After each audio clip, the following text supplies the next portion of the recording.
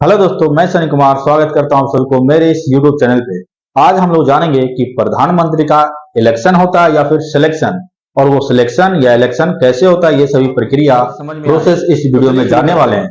तो आप लोग वीडियो को लास्ट तक देखिएगा। पहले हम लोग ये जान ले कि भारत दुनिया का सबसे बड़ा लोकतांत्रिक देश है, और इस लोकतंत्र का मंदिर होता है हमारा पार्लियामेंट, जिसे संसद भवन के नाम से जानते हैं।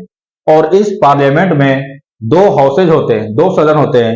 एक होता है अपर हाउस, जिसे राज्य सदन के नाम से जाना जाता है, और एक होता है लोअर हाउस, जिसे लोकसभा के नाम से जानते हैं। तो इसी लोकसभा में होता है 545 मेंबर, यही 545 सांसद होते हैं।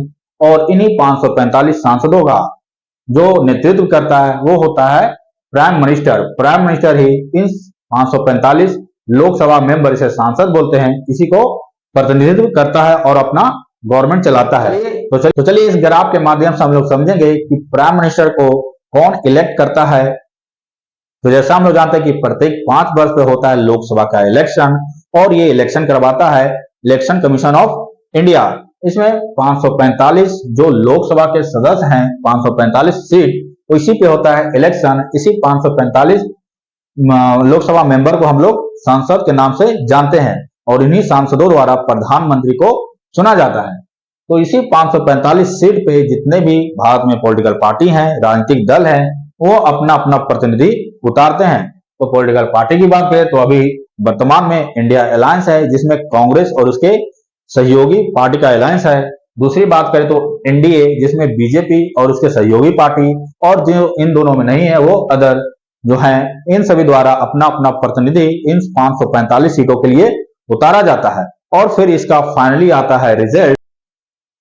रिजल्ट में होती है कि जिसकी मेजोरिटी आती है वो प्रधानमंत्री को चुनेगा।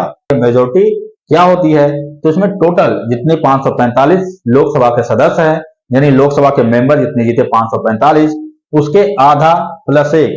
जिस भी पॉलिटिकल पार्टी यानी राजनीतिक दल के पास 545 के आधा प्लस 1 यानी 273 सीट, जो भी राजनीतिक दल या अलायंस मिलकर 273 सीट यानी 273 सांसद जिसके पक्ष में जीत जाते हैं, वही होता है मेजोरिटी। और उसके द्वारा ही वही पार्लियामेंट्री मेंबर द्वारा किया जाता है अपने प्राइम मिनिस्टर का सिलेक्शन। तो इसी 243 सांसद जो भी राजनीतिक दल जीतेगा, वह फिर इंडिया अलायंस हो या फिर एनडीए हो या फिर अदर, या फिर इन सभी को मिलाकर इन सभी को मिलाकर जो भी मेजोरिटी हासिल करेगा वो प्रधानमंत्री को चुनेगा, और फिर उनका होगा सरकार, वही गवर्नमेंट चलाएगी भारत का। तो इस तरह से प्रधानमंत्री का होता है सिलेक्शन। इस तरह के वीडियो देखने के लिए हमारे YouTube चैनल पर बने रहे। तब तक के लिए धन्यवाद।